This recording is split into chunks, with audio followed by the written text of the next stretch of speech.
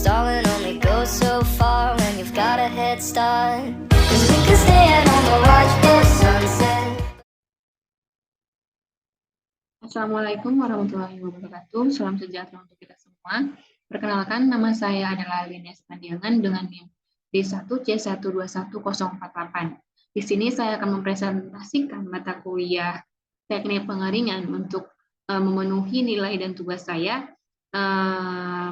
tentang mata kuliah teknik pengeringan. Selanjutnya, latar belakang, di mana latar belakang yang pertama yaitu kakao dan pengeringan. Kakao ataupun yang nama latinnya yaitu Theobroma cacao L merupakan bahan baku agroindustri yang penting yang dihasilkan oleh petani, terutama yaitu di Provinsi Sulawesi Tengah. Hampir setengah ataupun 46,3% produksi kakao di Indonesia itu diekspor dalam bentuk biji maupun turunannya. Nah, untuk dapat diekspor ataupun untuk mendapatkan harga penjualan yang lebih tinggi, biji kakao ini harus memenuhi beberapa persyaratan SNI seperti kadar air, kadar kotoran, dan ada tidaknya kontaminan dari serangga, jamur, dan mitotoksin. Nah, oleh karena itu, biji kakao perlu melaksanakan ataupun melakukan teknik pengeringan sehingga dia bisa diekspor dan mendapatkan harga yang lebih tinggi. Pengeringan merupakan salah satu langkah penanganan pasca panen yang dapat menentukan kualitas biji kakao terutama dalam hal fisik, cita rasa, dan aroma. Pengeringan kakao biasanya ditujukan untuk mengurangi kadar air biji hingga batas yang aman selama transportasi dari penyimpanan sampai ke tempat tujuan. Selanjutnya yaitu rumusan masalah. Yang pertama, bagaimana prinsip dasar proses pengeringan? Dan kedua, bagaimana metode umum pengeringan? Yang ketiga, bagaimana teknik pemanfaatan pengeringan pada biji kakao? Nah, tujuannya yaitu yang pertama, untuk memenuhi nilai dari tugas akhir mata kuliah teknik pengeringan. Yang kedua, untuk mengetahui prinsip dasar proses pengeringan. Yang ketiga, untuk mengetahui metode umum pengeringan. Yang terakhir yaitu untuk mengetahui teknik pemanfaatan pengeringan pada biji kakao. Selanjutnya, pembahasan. Prinsip dasar proses pengeringan. Yang pertama yaitu, prinsip pengeringan adalah proses penghantaran panas dan massa yang terjadi secara serempak. Yang kedua, dalam pengeringan, air dihilangkan dengan prinsip perbedaan kelembapan antara udara dalam pengering dengan bahan yang dikeringkan. Yang ketiga, proses perpindahan massa yang terjadi adalah dengan cara konveksi, serta pemindahan panas secara konduksi dan radiasi tetap terjadi dalam jumlah yang relatif kecil yang terjadi antara medium pengering dengan bahan. Setelah terjadi penguapan air, uap air yang terbentuk harus dipindahkan melalui struktur bahan ke medium sekitarnya. Proses ini akan menyangkut aliran fluida dengan cairan harus ditransfer melalui struktur bahan selama proses pengeringan berlangsung. Selanjutnya, setelah terjadi penguapan air, uap air yang terbentuk harus dipindahkan melalui struktur bahan ke medium sekitarnya. Proses ini sekitarnya. Oke, selanjutnya yaitu ada penguapan air dalam bahan. Yang pertama yaitu periode pengeringan dengan laju tetap, atau bisa disebut juga constant root period.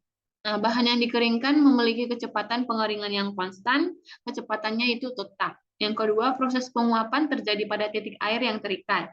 Yang ketiga, suhu bahan sama dengan suhu bola basah udara pengering. Yang kedua, pengeringan dengan laju menurun atau falling rate period. Nah, yang pengeringan dengan laju menurun ini media penerus panas adalah udara panas yang berhubungan dengan produk. Yang kedua, air yang diuapkan sangat kecil dan membutuhkan waktu pengeringan yang lama, sehingga pengeringan dengan laju menurun ataupun falling rate periode ini membutuhkan waktu yang lama untuk mencapai standar kering yang dibutuhkan. Kadar air merupakan jumlah air yang terkandung dalam suatu bahan. Kadar air dari padatan biasa akan mengalami penurunan selama proses pengeringan berlangsung, yang kemudian akan menurunkan densitasnya. Selanjutnya, metode umum pengeringan.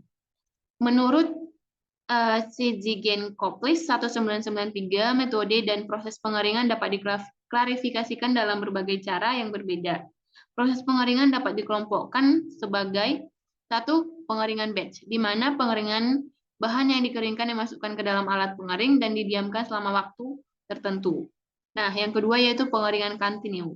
Pengeringan continue ini merupakan pengeringan di mana bahan basah masuk secara sinambung dan bahan kering keluar secara sinambung dari alat pengering. Yang ketiga yaitu pengeringan kontak langsung, yaitu menggunakan pengeringan yang menggunakan udara panas sebagai media pengering pada tekanan atmosfer. Pada proses ini, uap yang terbentuk terbawa oleh udara.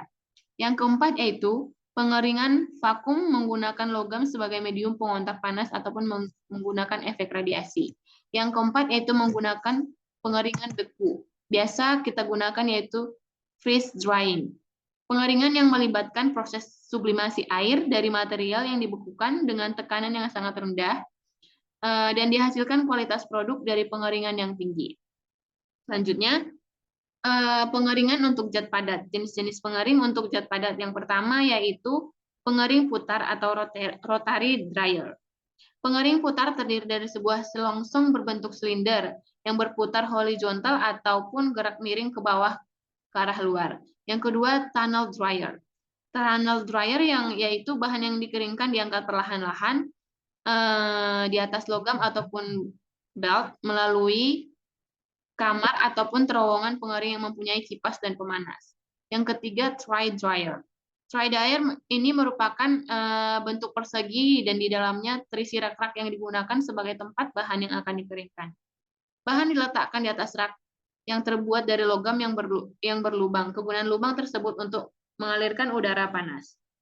Nah, pengering untuk larutan bubur yaitu yang pertama spray dryer dan drum dryer. Spray dryer ini pada spray dryer bahan cair berpartikel kasar dimasukkan lewat kipas saluran yang berputar dan disemprotkan ke dalam jalur yang ke udara bersih, kering dan panas dalam suatu tempat yang besar. Kemudian produk yang kering dikumpulkan dalam filter kotak.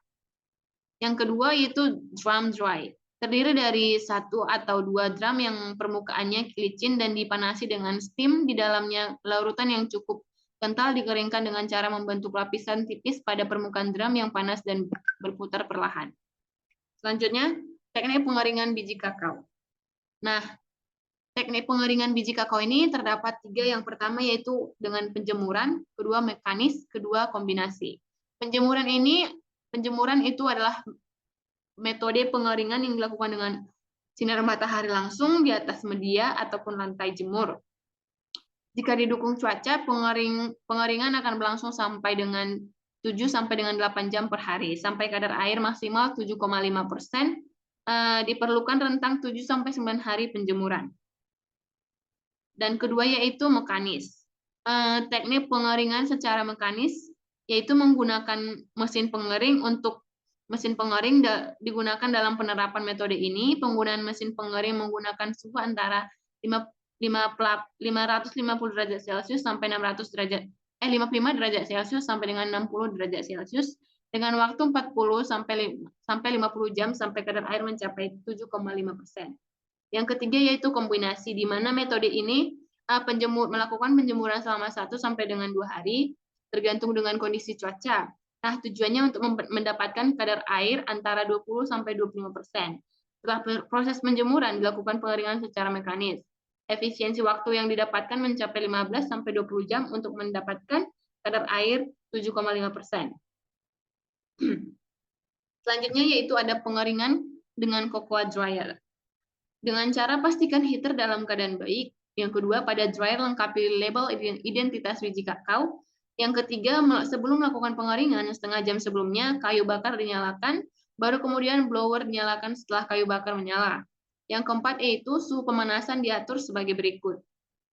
Yang pertama, 6 jam pertama yaitu sebanyak 70 derajat Celcius. Yang kedua, 8 jam sebanyak 60 derajat Celcius. Dan yang ketiga, 10 jam berikutnya sampai kering, yaitu 50 derajat Celcius.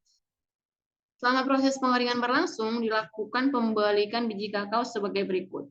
Selama 8 jam kedua, dilakukan pembalikan tiap 2 jam sebanyak 4 kali.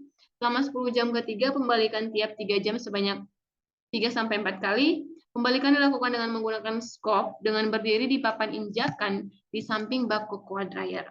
Nah, setelah proses pengeringan berlangsung kurang lebih 18 jam, dilakukan kontrol ataupun pengukuran kadar air dengan moisture meter. Pengeringan dihentikan apabila kadar air biji kakao telah mencapai kurang lebih 7%. Setelah biji kakao kering, oil burner dimatikan. Namun, blower tetap dijalankan sampai suhu pada biji kakao menurun. Nah, kesimpulan yang didapatkan yaitu teknik pengeringan dilakukan dengan tujuan untuk mengurangi aktivitas bakteri yang terdapat pada bahan, sehingga bahan dapat disimpan lebih lama, hingga dapat mengurangi biaya transportasi.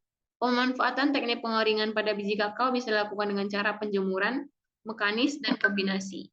Biji kakao juga bisa dikeringkan menggunakan cocoa dryer.